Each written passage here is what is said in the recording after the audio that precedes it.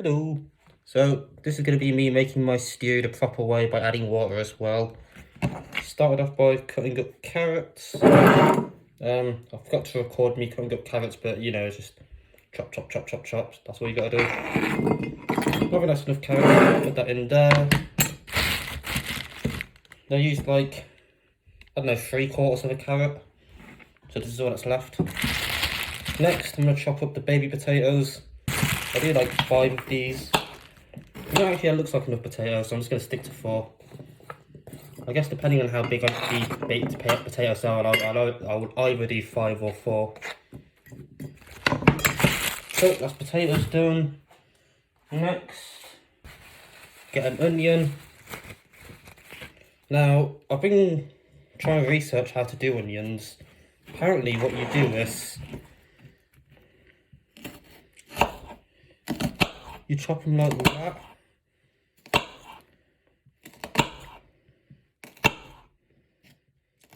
Again, I'm not doing this perfect, but as long as they're fairly cut, I'm happy. Apparently you're supposed to chop it like that, and then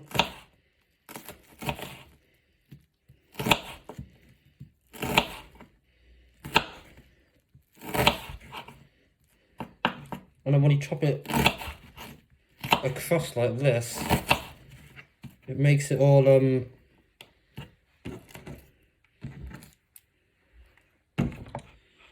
fairly diced. Well, it's not perfect, but what I'll do is I just kind of go across like this afterwards. And by the way, everything I'm doing isn't perfect. This isn't like Michelin star chopping right here, but as long as the end result makes it fairly cut, you know, who cares? That's my onion done.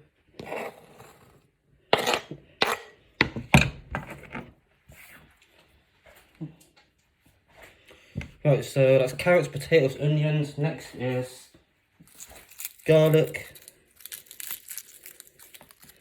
I like to use 3 cloves of garlic. I guess I could use more, but I'm not too sure how much garlic I'm supposed to be using in the first place, so I'll just stick to 3. It's like a safe measurement. Right, so the way that I've been told how to do garlic is, can you guys see that? Right, so you put the garlic on the board, you put your knife on the garlic, and then you kind of crush it like that, and then that makes it easier to peel, which it does.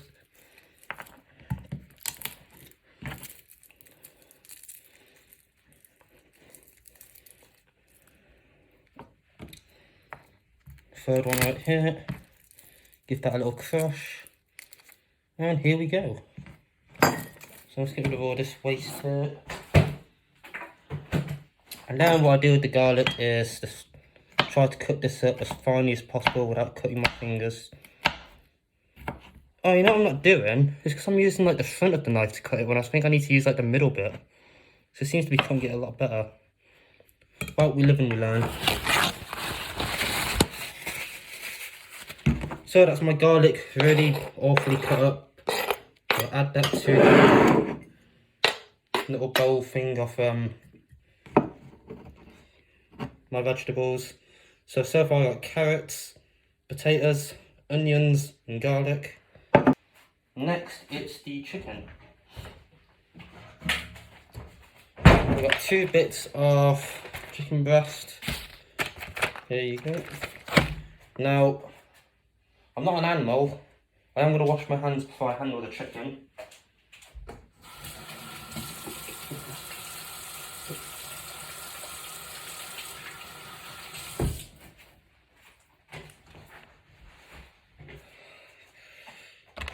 And people are probably going to be watching this thinking I'm making a million like health and safety mistakes here. I don't know like how people always say you're not supposed to like handle raw meats, or not handle raw meats, but not handle it in certain ways. So if you guys see like any major red flags I'm doing, feel free to tell me I'm an idiot and tell me how to do it the correct way. Literally what I do is I stick my knife in, pull it onto my chopping board. Not sure if I'm supposed to clean my chopping board before this, but I I literally just hold it like this and dice the chicken as, you know, neatly as I can.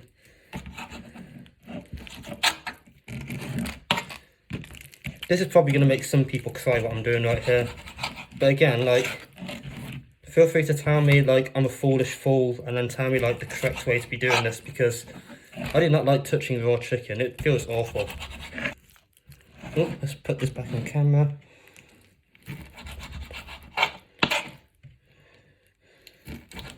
Good. So boom, that's one done. Just move that over there. Get my pot ready. I'll just slide the diced chicken in ready. I'm gonna go wash my hands again.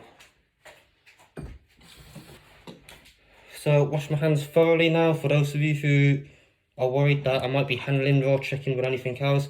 Oh, I just touched like this, which I touched with before, you know, whilst handling the raw chicken. Okay. Let's just put this away and let's wash my hands again. Okay, wash my hands again now. So I got my pot with my raw chicken in. What I do now is I got salt, pepper, allspice. I got the allspice because I didn't know. I went into Tesco's. I saw that they had like cumin, paprika, sage. Didn't know what any of that stuff was, so I grabbed the one that said paprika and pepper season all, because I imagine it just means I can season anything with this. Again, tell me if I should be using something else. And I got some Nando's Peri Peri quick marinade. And I chose this specifically because it said quick marinade. And I know I wanted that, because I know I wanted to marinate things quickly. What I'm going to do now is pour a fairly generous amount on there. And then I'll use my little plastic spoon just to mix that all in. I'm going to get that everywhere. Then what I'm going to do is get my allspice. Just absolutely pepper the shit out of that. Let's give it some pepper. I like pepper, so I'll put quite a decent amount of pepper on. Got another stir. And I try not to go overboard with the salt, because I'm aware of that old cooker saying that, you know, you can always add salt, but you can't take it away. So try to be like careful with how much you're adding. I think that's enough. The chicken's already kind of fairly salty. Also, so far this is what it looks like.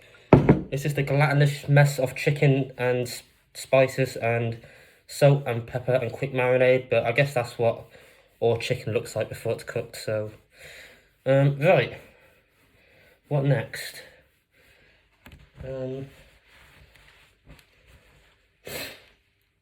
Yeah, so because it's a stew, I need to add some water, and I always get worried at this because I never really add the water. I've done like in the past when I've added like beef broth and stuff, like a couple of times when I've made like beef stews, but whenever I make this stuff, I've actually never really added water, so it's not really been a stew. But I'm going to change that now by adding water and making it a stew. But I don't really know how much water to add, so I'm going to get a mug and fill it with some water.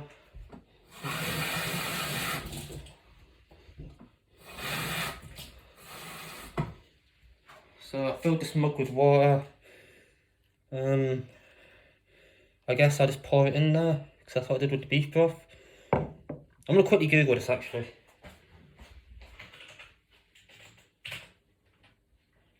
Two hours later. Google is saying to add 4 cups of water to the equivalent of like 4 carrots, 4 potatoes, 2 onions, no, 3 large potatoes, 4 carrots, and an onion or 2 yields, you should put like 1 cup of water, 4 cups of water to.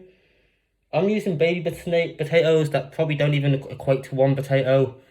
I've used one, like less than 1 carrot, like half an onion, or less than half an onion, and 3 cloves of garlic. I think 1 cup of water should be fine. So here I go, I'm gonna pour this in. Yep, nice watery chicken right there. And then what I'm gonna do is add my potatoes, carrots, onion and garlic. Because I'll just pour that in there like that.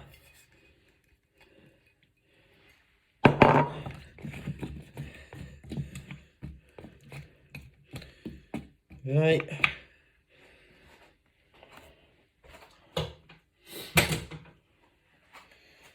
So that's what that looks like currently.